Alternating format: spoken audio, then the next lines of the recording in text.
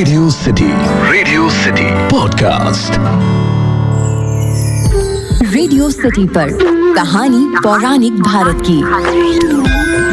क्या जिस व्यक्ति ने वेद पाठ किया हो उसका पाप नहीं माना जाता?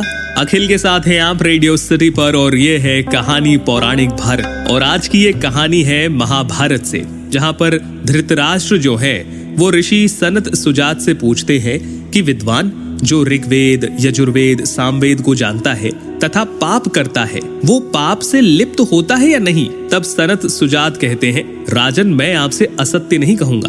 ऋग्वेद, सामवेद या यजुर्वेद कोई भी पाप करने वाले अज्ञानी की उस पाप कर्म से रक्षा नहीं करते हैं।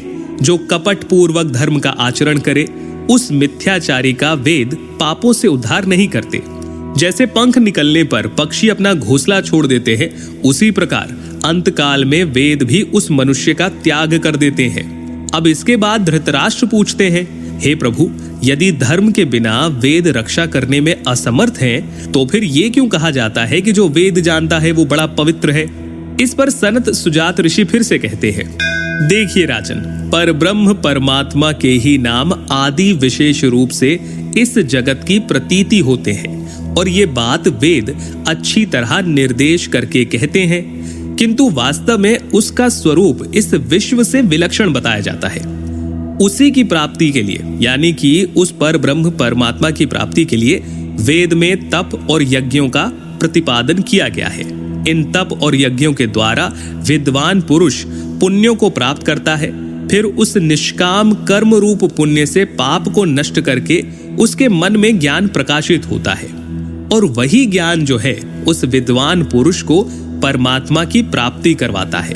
किंतु इसके विपरीत अगर कोई भोग अभिलाषी पुरुष धर्म, अर्थ और काम की इच्छा करके कोई कर्म करे, तो फिर वो परलोक में उन्हें भोगता है। उस भोग के समाप्त होने पर वो वापस इस संसार में आ जाता है। मतलब कि इसे अच्छी तरह से ऋषि और समझाते हैं और कहते हैं, इस लोक में जो तपस्या किसी भावना से की जाए, किसी कामना से की जाए, तो उसका फल परलोक में भोगा जाता है और वह व्यक्ति वापस आ जाता है, यानी कि संसार के जीवन मरण के चक्कर में वापस आ जाता है। किंतु अगर कोई व्यक्ति तपस्या निष्काम भाव से करे, तो उसके अंदर ज्ञान की उत्पत्ति होगी और वो पर ब्रह्म परमात्मा को प्राप्त हो जाएगा। इस प्रकार से तपस्या तो एक ही है, लेकिन उसके भेद दो हो गए हैं। सकाम तपस्या जो किसी काम के लिए की जाए, और निष्काम तपस्या जो मुक्ति या मोक्ष के लिए की जाए।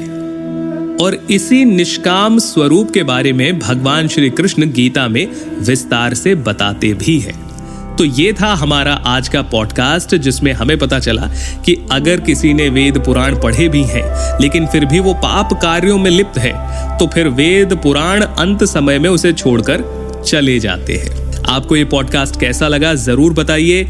ईमेल कीजिए podcast@myradiocity.com पर। फिलहाल के लिए इतना ही। सुनते रहिए रेडियो सिटी। रेडियो सिटी पर कहानी पौराणिक भारत की।